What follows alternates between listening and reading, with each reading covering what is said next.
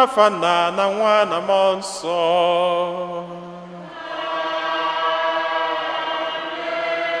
Ka ngọzi nke Onyenwe anyị Jesu Kristi na ịhụnanya nke Chukwu Nna na ịdịkọ n'otu nke Mmụọ Nsọ na-enye dịrị unu niile.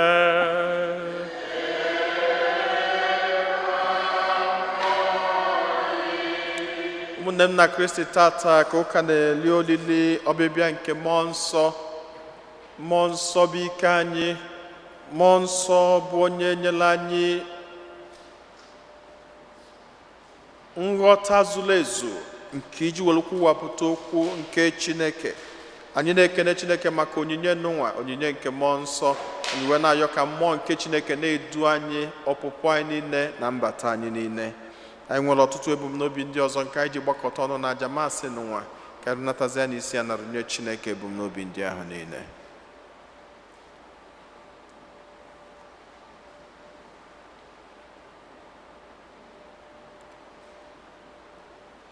Ụmụnna, ka anyị kwado onwe anyị nke ọma maka nnukwu eme nke Yukaristia n'ụwa site n'ikwupụta njọ anyị.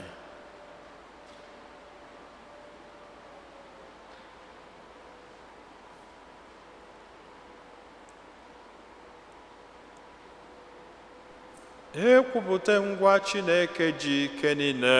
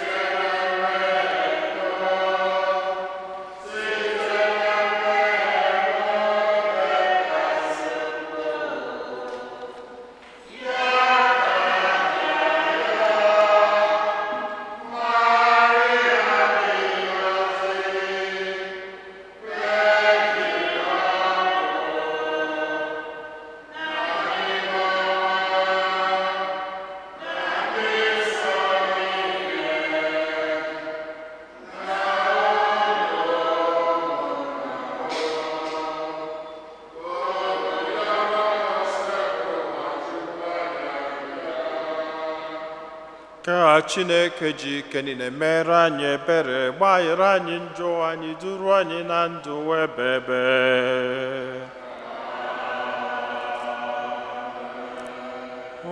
Otito dịrị Chineke n'enu kasị enu.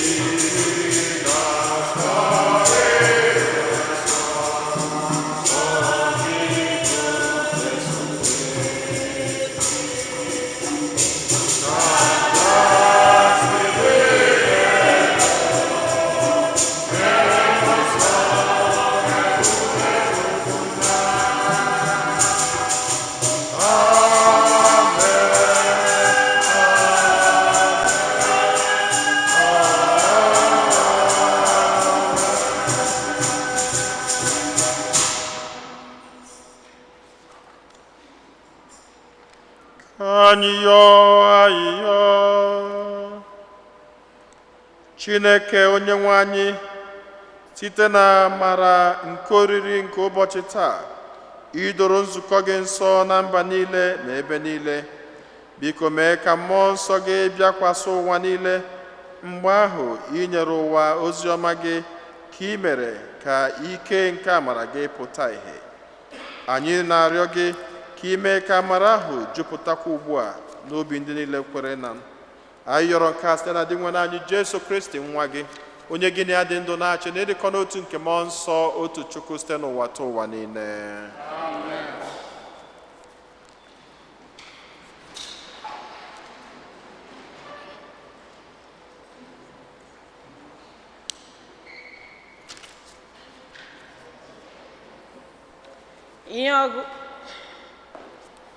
Ihe ọgụgụ ewetara n'ọrụ ndị ozi. Mgbe ụbọchị Pentikọst ruru, ụmụazụ Jesu zukọrọ n'otu ụlọ na mgberede. Oke ụzụ dịka nke oke ifufe na-efesi ike wee si n'eluigwe jupụta ụlọ ahụ dum ebe ha nọ. Ha wee hụ ihe dịka ọtụtụ iru ọkụ ka ha na-ekesa onwe ha, nọkwasị n'isi onye ọbụla n'ime ha. Ha niile wee jupụta na mmụọ nsọ, wee malite ikwu okwu n'asụsụ dị iche iche, dị ka mmụọ nsọ ahụ si nye ha ike ikwusa okwu. Na mgbe ahụ, ọtụtụ ndị Juu ndị na-atụ egwu Chineke bi na Jerusalem, ndị si na mba niile dị n'okpuru anyanwụ bịa. Mgbe ha nụrụ ụzụ a, oke igwe mmadụ wee gbakọọ. Ihe a wee gbagharị n'ihi na onye ọbụla n'ime ha na-anụ ka ndị ozi Jesu na-ekwu okwu n'asụsụ nke ala ya. Ibobo wee nwụọ ha niile n'ahụ. O jukwara ha anya, nke mere ka ha jụọ sị, ị nụkwanụ? Ọ bụkwa ndị a na-ekwu okwu bụ ndị Galili? Olee otu anyị niile n'otu n'otu si anụ ihe ha na-ekwu n'asụsụ ala mụrụ anyị? Anyị si mba dị iche iche bịa.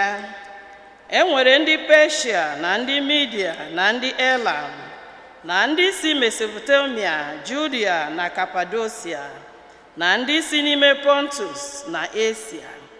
E nwekwara ndị si na Frigia na Pamifilia, ndị si Ijipt na akụkụ Libya nke dị na Siria nso, na ndị ọbịa si na Rom bịa, ma ndị Juu ma ndị mba ọzọ, ndị akpọbatara n'okpukpe nke ndị Juu, ndị Krit na ndị Arabia.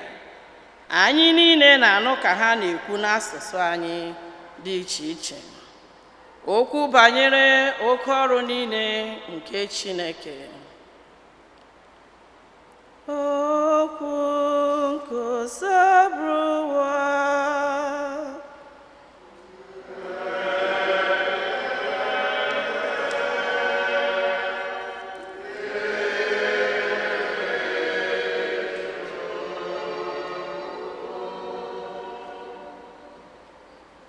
Onye nwe anyị, zitata mmụọ gị, mee ka ihe ụwa dị ọhụrụ.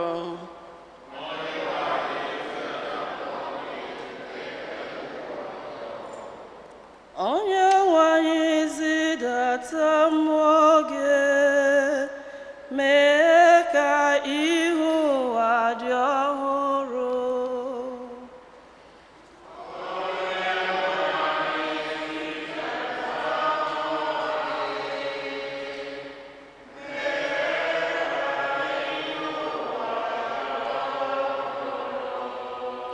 Mkpụrụ obi m too onye nwe anyị, onye nwe m na Chineke m. N'ezie, ị nweghị atụ. Ị bara ụba n'ọrụ aka gị dị iche iche. Ọ bụ gị kere ihe jupụtara ụwa niile. Onye nwe anyị, zidata mmụọ gị, mee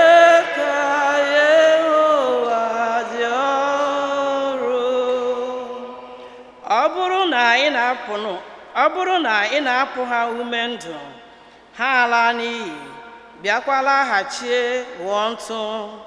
Ọ bụrụ na ị zidatara ha mmụọ gị, ha ghọọ ihe ekere eke, i wee mee ka ihu ụwa dị ọhụrụ. Onye nwe anyị zidata mmụọ gị, mee ka ihu ụwa dị ọhụrụ. Ka ebube nke onye nwe anyị dịgide ruo mgbe ebighị ebi. Ka onye nwe anyị ṅụrịa ọṅụ n'ọrụ aka ya. Ka ihe m bụrụ abụ dị ya mma n'obi. Aga m aṅụrị ọṅụ n'onye nwe anyị. Onye nwe anyị zidata mmụọ gị, mee ka ihu ụwa dị ọhụrụ. Ihe ọgụgụ e wetara n'akwụkwọ mbụ Pọl dị nsọ dịgara ndị Kọrint. Ma ugbu a, achọrọ m ka unu ghọta nke ọma na ọ dịghị onye ọbụla na-ekwu okwu site n'ọdụdụ mmụọ nke Chineke na-asị, Jesu bụ onye abụrụ ọnụ. Ọ dịghịkwa onye ọbụla pụrụ ikwupụta na Jesu bụ onye nwe anyị, ma ọ bụghị site na nduzi nke mmụọ nsọ. Onyinye amara dị iche iche dị, ma otu mmụọ nsọ ahụ na-enye ha niile. Oke ije ozi dị iche iche dịkwa, ma otu onye nwe anyị ahụ ka a na-ejere ozi. Ụdị ike dị iche iche eji arụ ọrụ dịkwa, ma otu Chineke ahụ na-etinye ike ndị a n'ime onye ọbụla iji jee ozi. Ọ na-enyekwa onye ọbụla amara igosi ike nke mmụọ nsọ maka ọdịmma mmadụ niile. N'ihi na dịka ahụ mmadụ si bụrụ otu, ma bịakwa nwee ọtụtụ akụkụ ahụ, otu a ka Kristi dịkwa. Ma ọ bụ ezie na akụkụ ahụ mmadụ dị ọtụtụ, ma ha niile jikọrọ ọnụ bụrụ otu ahụ. Ebe ọ bụ na emeela anyị niile mmiri Chukwu n'ime otu mmụọ nsọ ahụ, anyị abanyere n'otu ahụ nke Kristi ahụ. Ma anyị bụ ndị Juu, ma anyị bụ ndị Grik, ma anyị bụ ndị ohu, ma anyị bụ ndị nwere onwe ha. Emekwala ka anyị niile nwee ọbara ya n'ime njikọ nke otu mmụọ nsọ ahụ. Okwu nkụzabụwa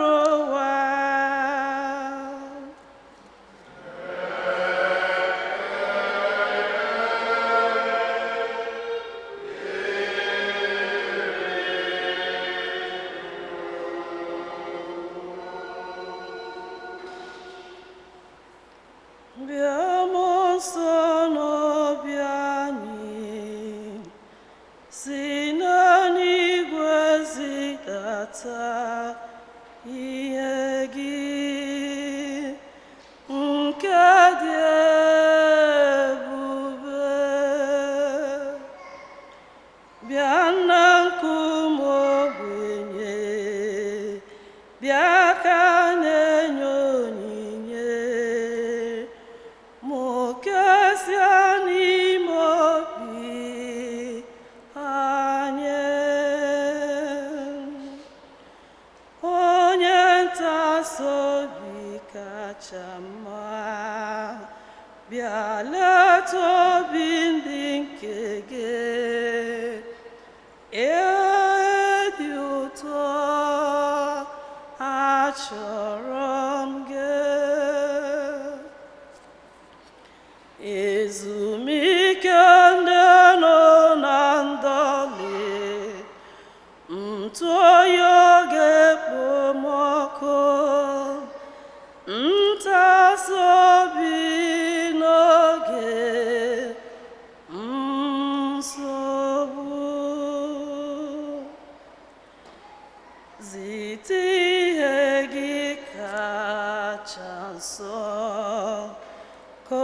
jupụta n'ime obi ndị niile kwere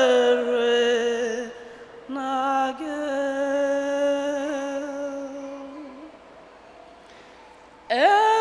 Ewepụghị onwe ihe mmadụ nke tepụrụ ime, mmadụ eghekwa na mmadụ. Sachapụ ya rụrụ arụ, wụọ mmiri n'ebe kpọrọ nkụ, gwọọ anyị ọrịa na ọnya. Gọziekwu nke kpọrọ nkụ ka ihe oyi na-atụnyere ọkụ, duzie ụkwụ ga-ghere ụzọ nye ndị kwerenụ onyinye. Were onyinye asaa nke gị nye ndị tụkwasịrị gị obi.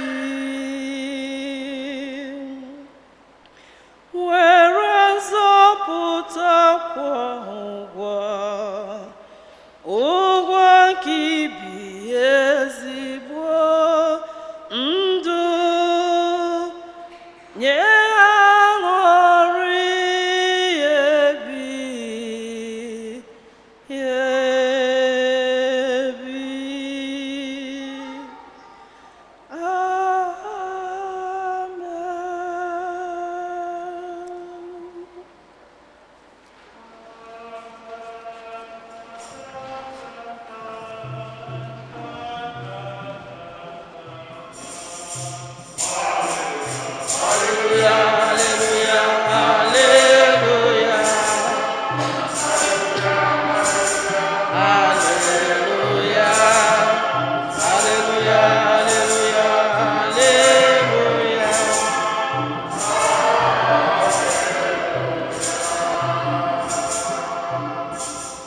Bịa mmụọ nsọ nọjuo n'obi ndị kwerenụ, mụnye n'ime ha ọkụ nke ịhụnanya gị.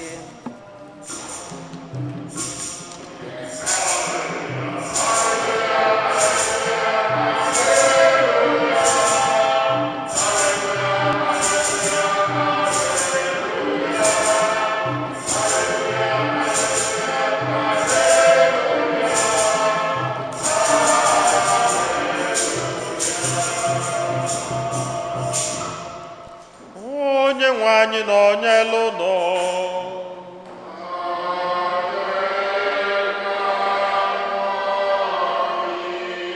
Ihe ọgụgụ nke ha si n'oziọma dị nsọ nke Jọn dere.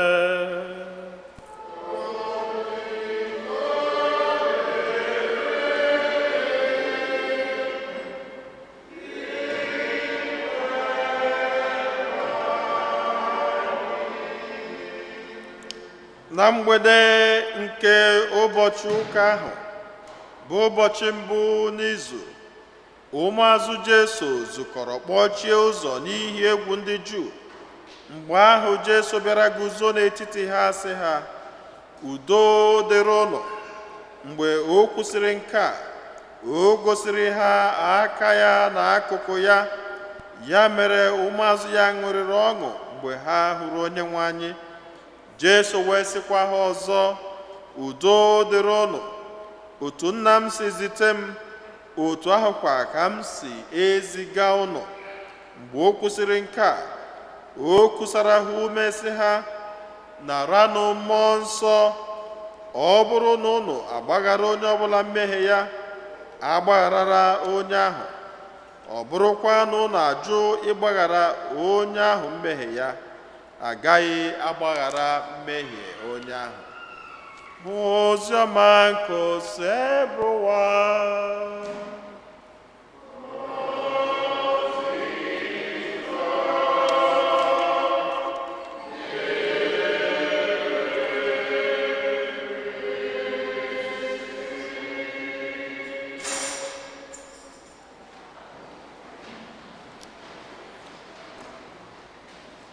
Mmụọ nsọ, ezi nduru nke igwe, si n'eluigwe bịa, na-ewere ndị na-achọ gị, ndị na-achọ gị.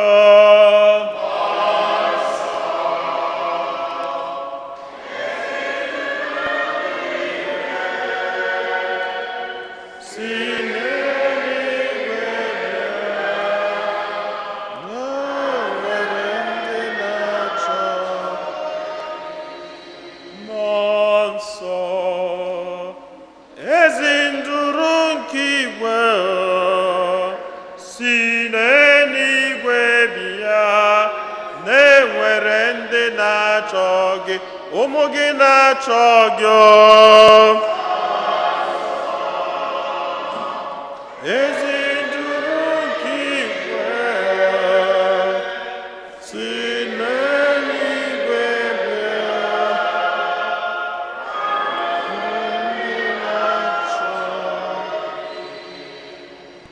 ụmụnne m na Kristi otozurinu Jesu, onye jisi ike, onye gbakọta ya lụọ nwanne nyere ya aka. Kekunume. Okay.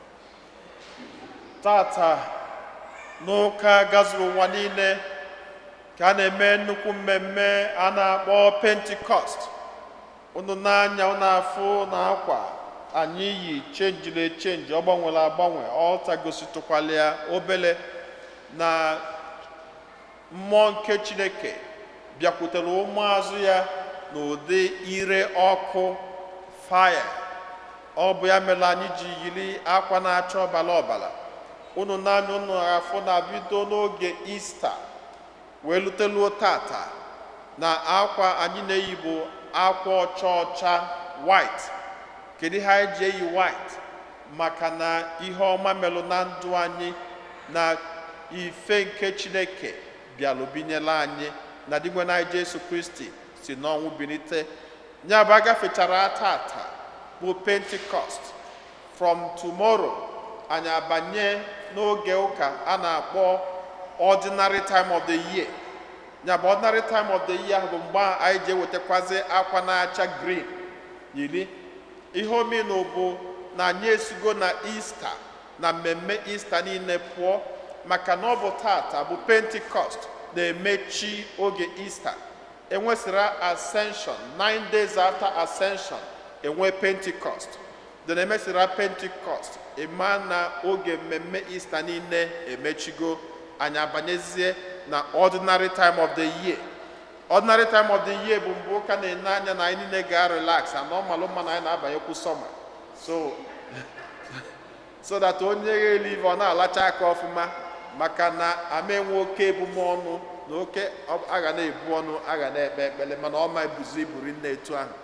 Ejiri nwayọọ wee na-emie nwayọọ nwayọọ, maka na agagide banyere ebe Ọktoba Nọvemba egwu emegịnị ebugharịkwa.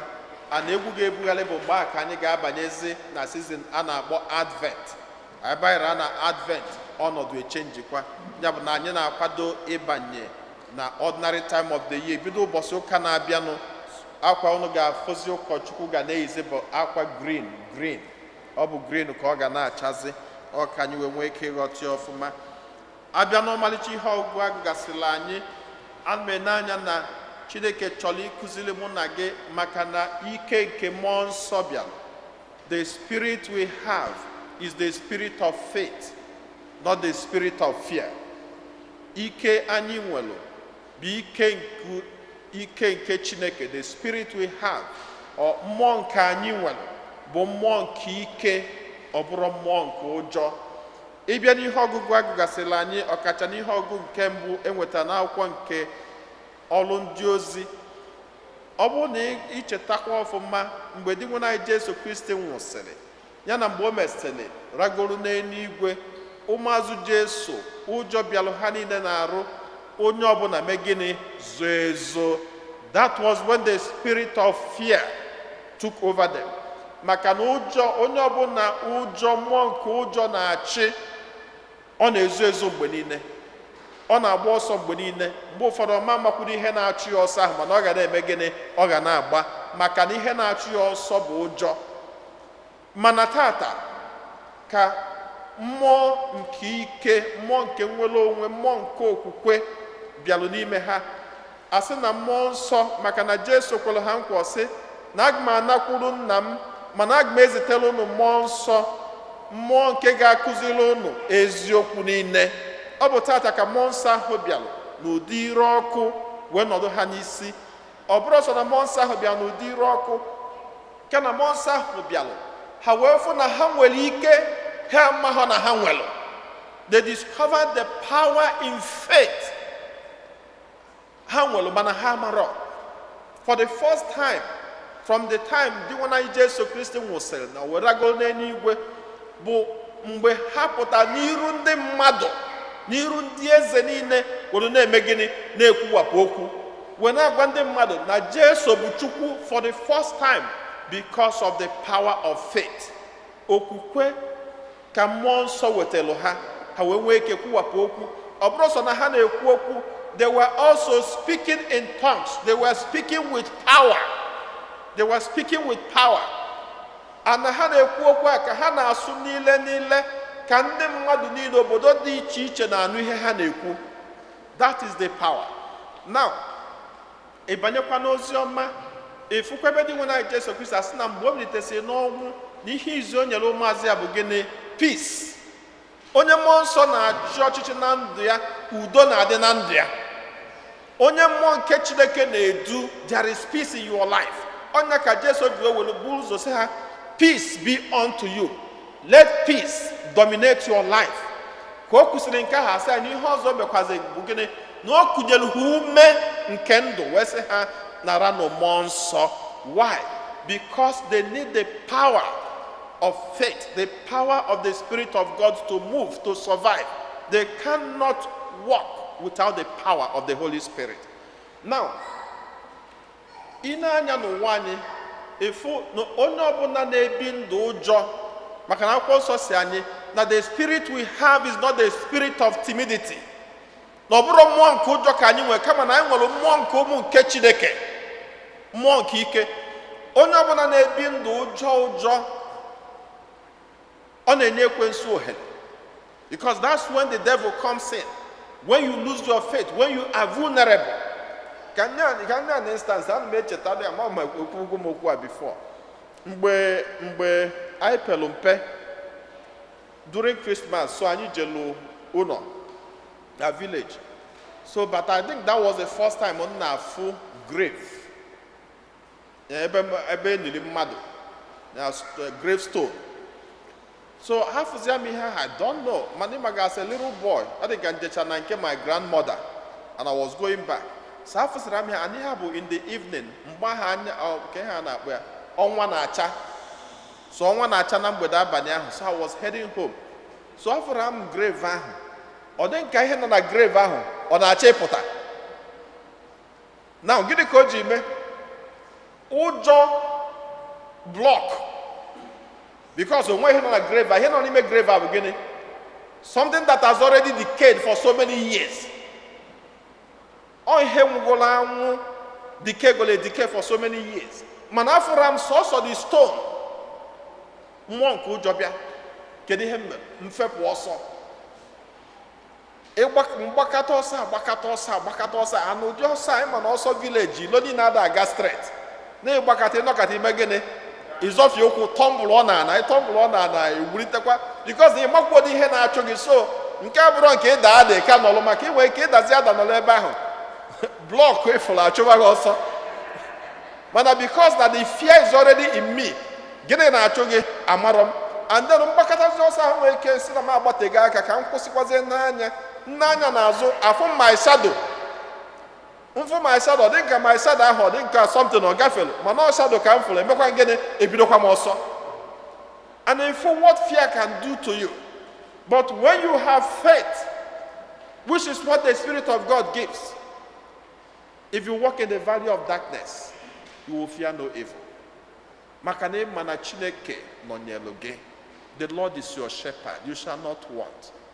Ọbịa bụ ihe mmụọ Chineke na-ewetara anyị n'ụzọ pụrụ iche. Onyinye Chineke nyere anyị is yet untapped. Anyị ada tapụ si onyinye Chineke nyere anyị, the power in our hands, the power of faith in us. Akwụkwọ nsọ si arụ anyị bụ n'obibi nke mmụọ nsọ. And ọ bụrụ na arụ anyị bụ n'obibi nke mmụọ nsọ, we can make proclamations. Ọ bụla ya. Ama na m echetago mgbe m gwara unu nkọlụ na akụkọ about ndị dịka ndị India, Arab, either Arabians or Indians, meet is sometime n'ebe Hillside and Jamaica that I went to one office.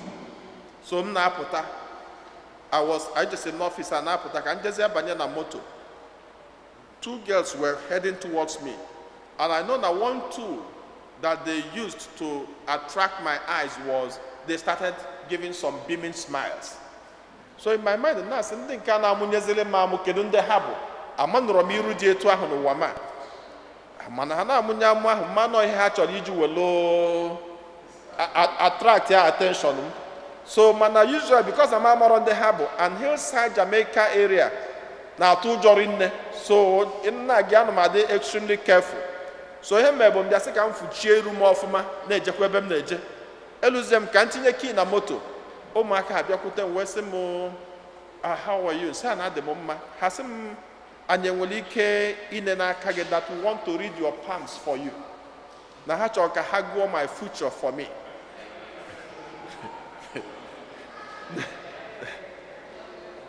Nse my future n'aka m aka unu ga-agụ. Welekwa aka mme gịnị zoo ya ezo. Gịnị ka m ji wezie ụmụaka efichapụ ngọzi nọ m n'aka. Because ị mara ebe ekwensu bụ abịa. Ị mara nke onye bụ abịa sị ekwuru ma nsị mba n'aka m a. N'aka na-enwe ihe dị na ya sị no, that if we read it we can tell you what your future is like. Nsị mba that I don't even need my future, I need my present. Maka na onye bibero present ka na-achọ future. Gịnị ka mụ na future ji? Ị nwere ike igosi ha, what if I go to bed and didn't come out for the future? So gịnị ka m ji eme? And sometimes when we open ourselves to some of these powers, you don't even know what they bring into your life. Sometimes ị nwere ike okay, to end up their story. Mgbe ha kwubezi m jụ na mmadụ ewepụta aka m sị ha okay, so what again? I say okay, if you don't want, can you give us something? Nye ha $5, ha jebele onwe ha. Efu na ihe a chọrọ ego bụ maybe ha kọkasị ofe ha sị na onye nwanne na-achụ gị, onye nke ada achụ gị, nwanne gị na-egbu gị, nwanna gị ada egbu gị. By the time ha kọrichara ihe a niile, ha analụ gị ego nke maka aliza ha ka price more. Ọ bụ na ha interpret in future. Then ha ka ha analụ m ego maka mgbe ha hicha gị ụjọ, echa gị ụjọ ozugbo nwezie $50 inye ha, then ha enyezie gị appointment ebe ị ga-abịa. Mana esizie m aka m sọsọ ihe spend ya bụ $5 nji eme charity. Saa wenu jee rie nri maka afọ na-agụ dị ha na-arụ. Amen.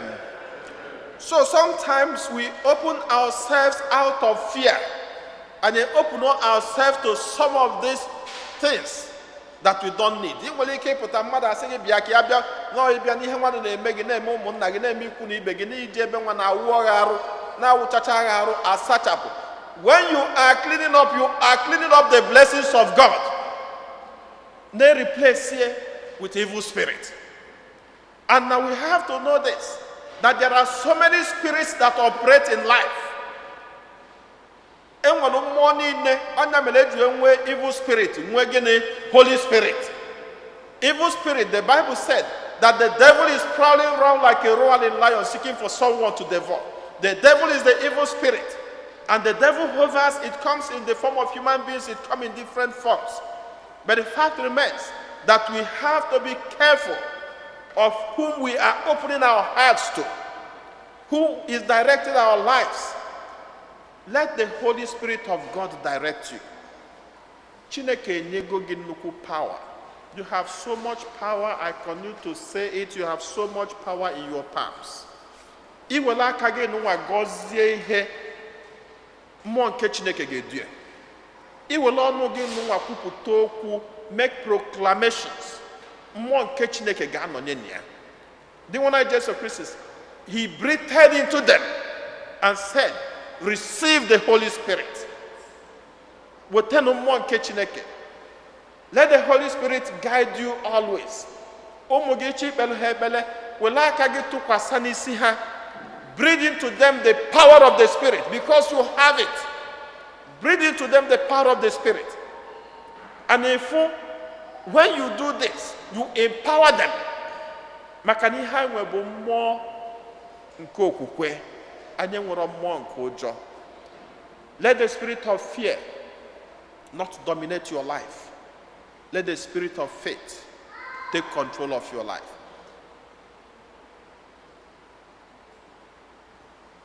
The Lord is your shepherd. You shall not want. Even if you walk in the valley of darkness, you shall not fear evil. The Lord is always there with his staff and with his cloak. With that, he comforts. With that, he protects you. This is your faith.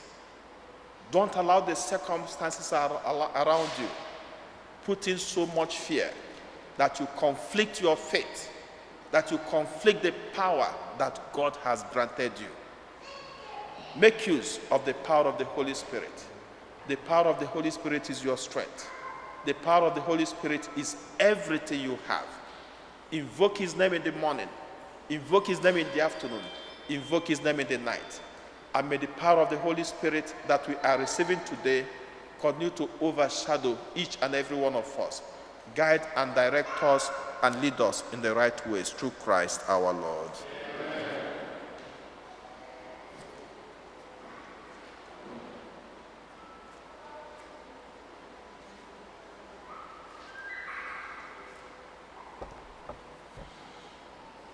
Ekwem n'otu Chineke.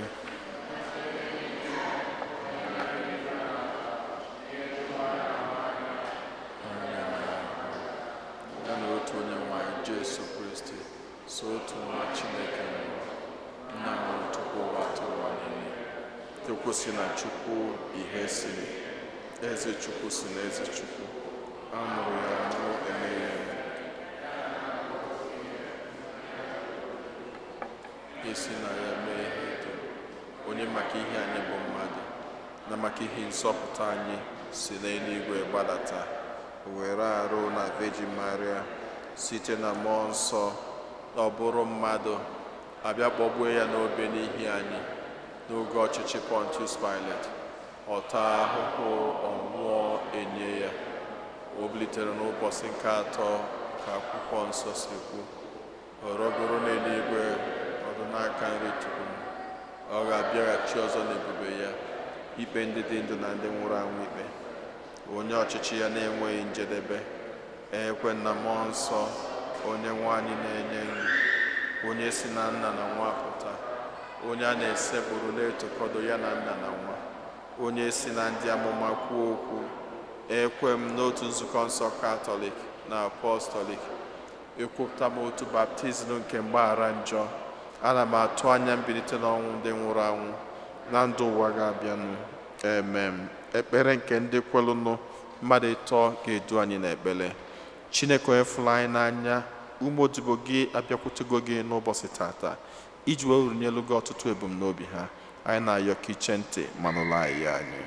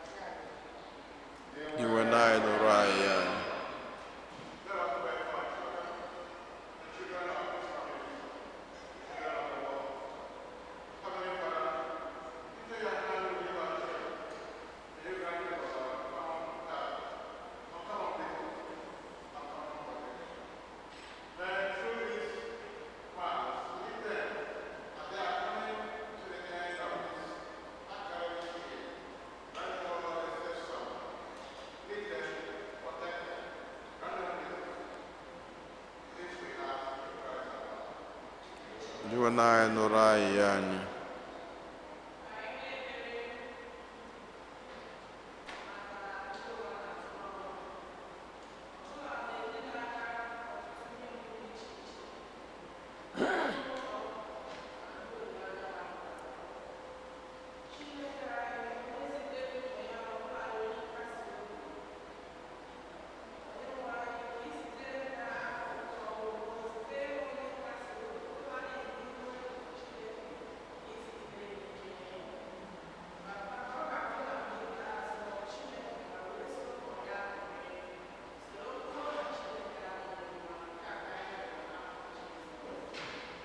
Inwe na anyị nụrụ anyị anyị, ka anyị natazie n'isi a nara nye Chineke bụ m n'obi ndị ọzọ niile.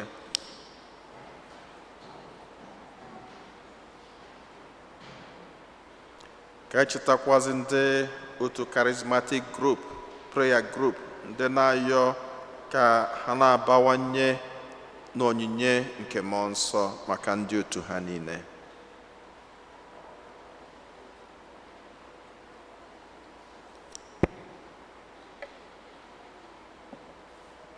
Chineke onye fụrụ anyị n'anya, anyị na-ewelezi onwe anyị, na-ewele ezinụlọ anyị, na-ewele ọnọdụ ndụ anyị niile na-ara nye n'ike nke mmụọ nsọ gị. Iwe na-ayọ ka mmụọ nsọ gị na-edu anyị, ka ọ na-ebuli anyị ụzọ, ka ọ na-ekpere anyị azụ, ka ọ na-egosi anyị ụzọ kacha mma anyị ga-esi wee na-ebi ndụ, ka ọ na-enyekwazila anyị aka ọkacha mgbe anyị nọ n'ọgbaghara niile nke ndụ anyị, ka o gosi anyị etu ọ ga-aba anyị si mee ọmakarịala anyị. Anyị yọrọ nke a site na Kristi onye nwe anyị.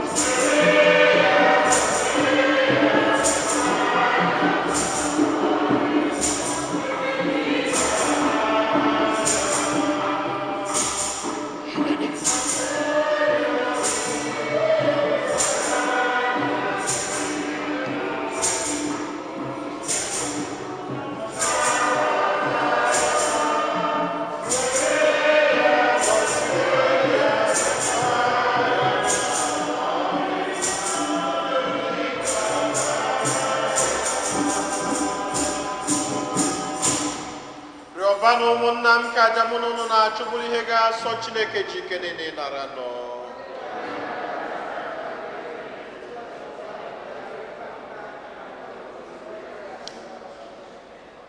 Chineke pụrụ ime ihe niile, biko nye anyị amara ahụ nwa gị kwere anyị na nkwa, ka Chukwu mmụọ nsọ wee nye anyị nghọta zuru oke n'ihe niile gbasara aja nke misa, were gbuekwara anyị ihe niile bụ eziokwu. Anyị yọrọ nke a site na Kristi onye nwe anyị. Onye nwe anyị na onye lụnụ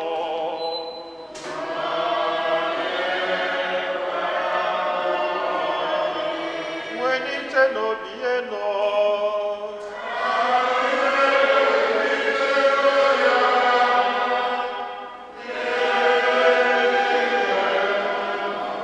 ka anyị nye n'ụdị nwenụ Chukwu anyị ya ekene.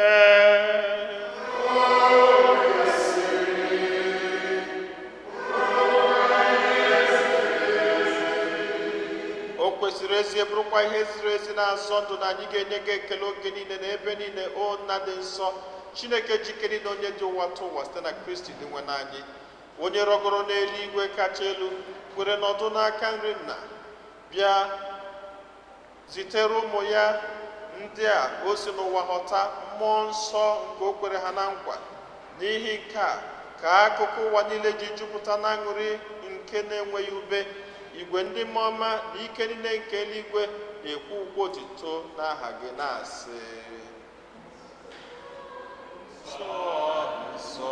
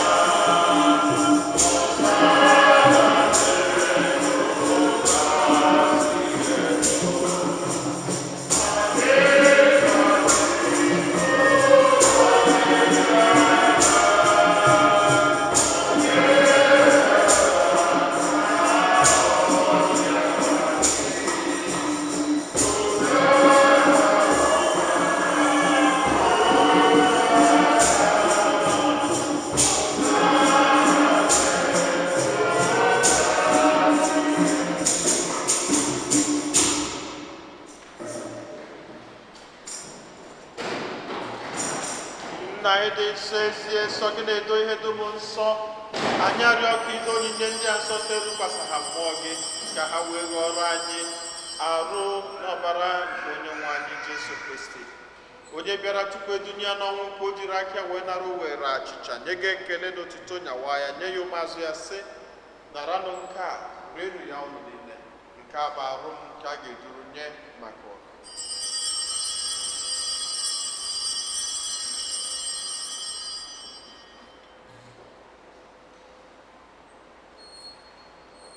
Otu akwa ka o si ime mgbe ha richara nri anyasị, o buru iko mmanya, nyekwa gị ekele na otito, bunye ya ụmụazụ ya, sị, naranụ nke a, ṅụọnụ ya unu niile, nke a bụ iko nke ọbara m, nke ọgbụgba ndụ ọhụrụ dị ebebe, a ga-agba ya n'ihi nna n'ihi mmadụ niile, ka e were gbaghara njọ. Na-emenụ nke a na ncheta nke m.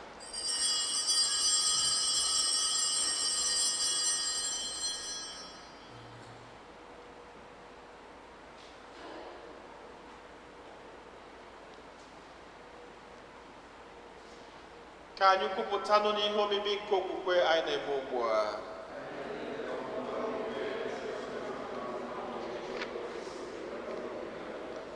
Nna, na ncheta nke ọnwụ na mbilite n'ọnwụ nke nwa gị, anyị ebunye gị achịcha nke ndụ na iko nke nzọpụta.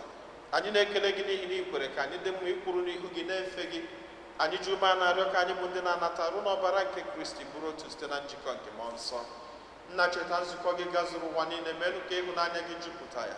Gọzie Pope anyị bụ Francis na Bishọp anyị bụ Robert na ndị ofe ọta gị niile. Chetakwa ụmụnna anyị ndị ji okwu wega na ezumike nke ọnwụ, kpọbata ha na ndị ọzọ niile nwụrụ anwụ na ihe nke ebube gị. Biko meela anyị niile ebere, ka anyị soro Virgin Maria dị ngọzi nne nke Chukwu, na ndị apọstọl na ndị nsọ gị niile, ndị mere uche gị wee keta ndụ ebebe ka anyị sorokwana ha na-eto gị na-edo gị ebube site na Jesu Kristi nwa gị. Ihe niile ekere eke na-eso ya bụ Kristi na-esikwa n'ime na n'aka ya na ịdịkọ n'otu nke mmụọ nsọ na-enye gị bụ Chukwu nna ji ike niile nsọpụrụ na otito niile site n'ụwa atọ ụwa niile.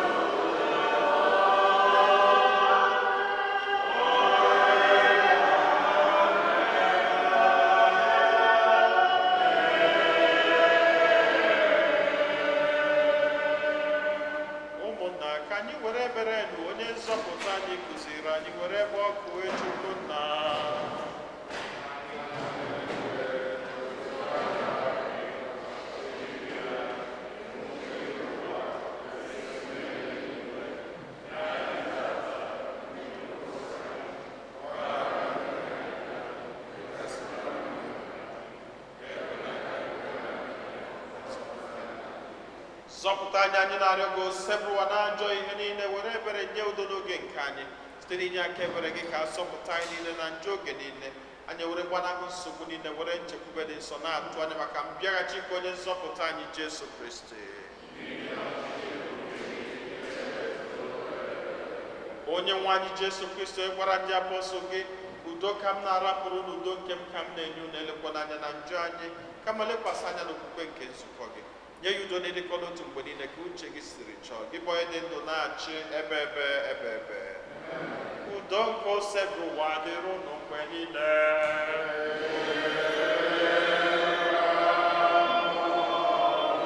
Nyerịta n'onwe unu ekele nke udo.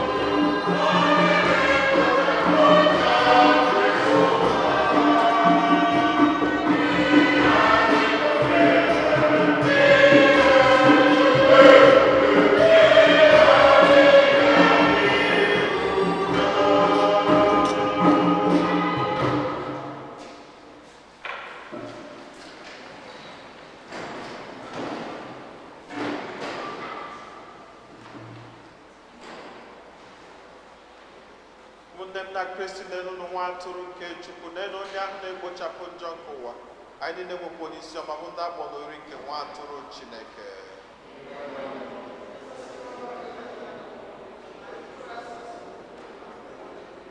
Ka arụ na ọbara Kristi chekwaba anyị niile wee rue na ndụ ebebe.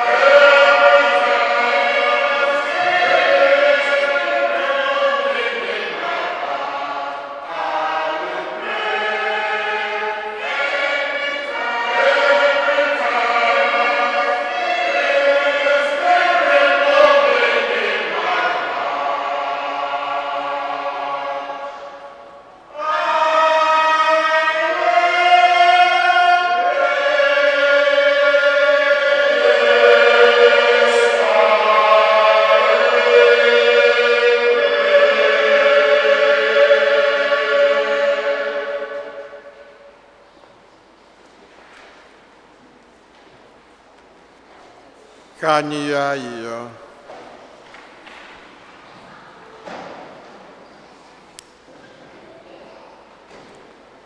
Onyenwe anyị, biko were oriri nsọ nke anyị natara nye anyị agamnihu ka anyị wee na-enwe ịnụ ọkụ nke mmụọ nsọ ahụ ihukwasara ndị ụmụazụ n'ụzọ pụrụ nnukwu iche.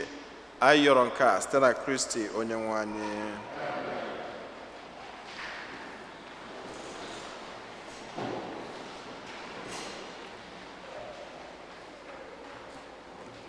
Otito dịrị Jesu. Otito dịrị Jesu. Otito dịrị Jesu. Second collection is for Catholic communication. How our words go around the world. From the street, subway, radio, and overseas.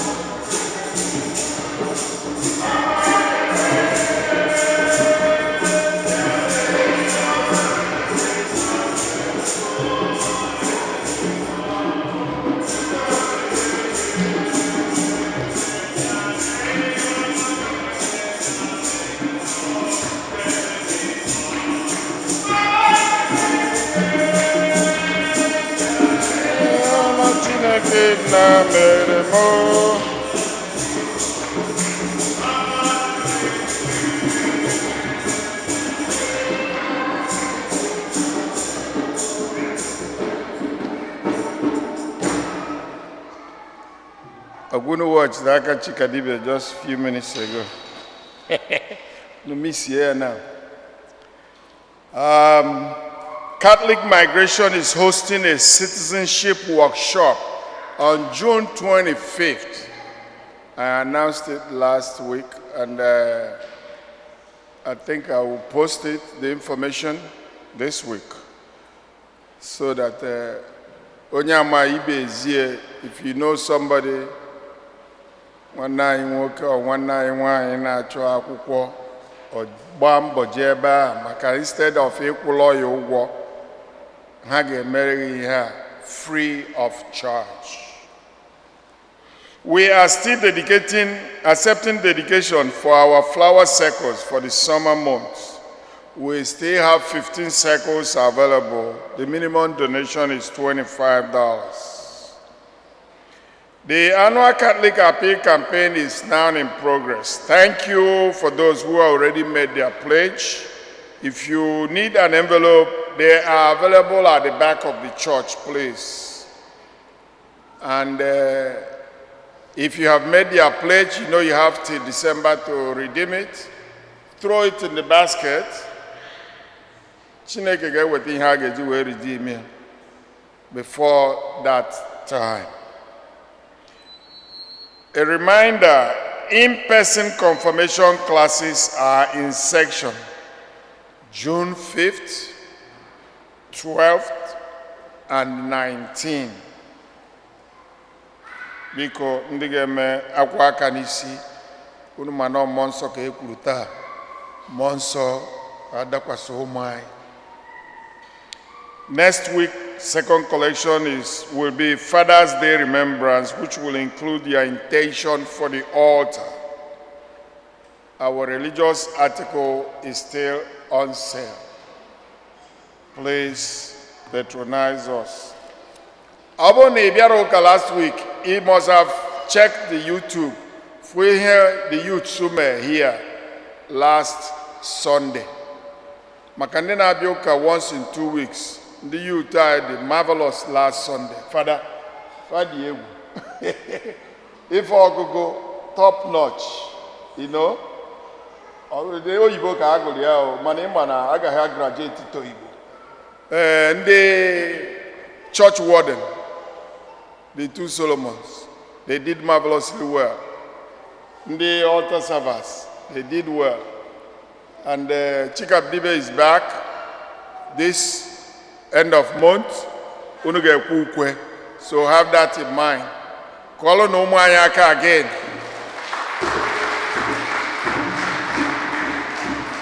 It was Kenechi and Ngozi Winyeguri Hogogo last Sunday.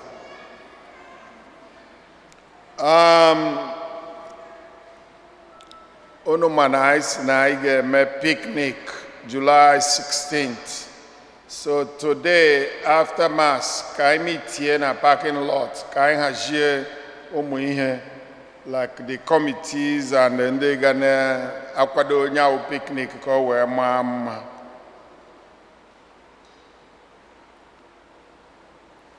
Chetano na June 18th. Wana nwoke n'ezinụlọ ya ifeanyị nwaka mma na ihu ọma nwaka mma mere anyị invite ka anyị bịa nọnyere ha n'obi Igbo ya bụ egbe ebelugokwa na mgbagbu a na-echekwa mgbe a na o tere aka olugokwe now ọ dịkwa ka 2 weeks today 2 weeks all is 13 days ifeanyị akwa so onye ọwụna ka nkwụcha ka idres ya ayo na ọya destin ọ bụ na ịda apụtabagokwa ka ị bịa nọnyere ibe anyị ndị nne mama biko binite ka unu bịa n'alụ ngọzi unu Chikadibe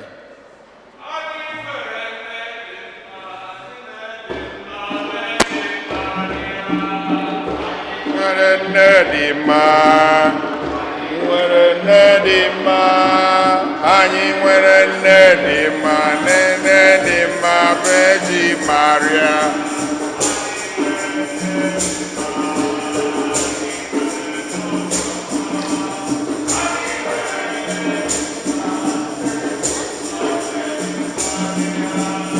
anyị nwere nne dị mma anyị nwere nne dị mma Virgin Maria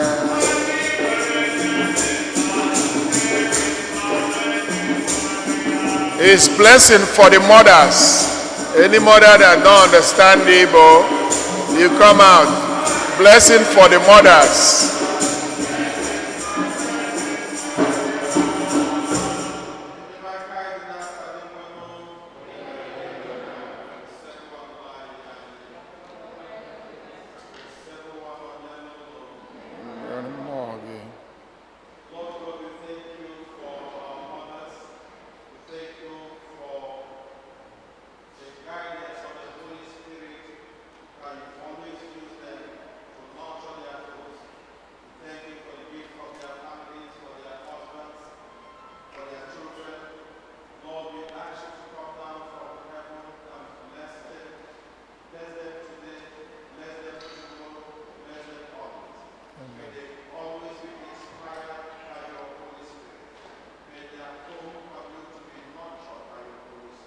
Amen.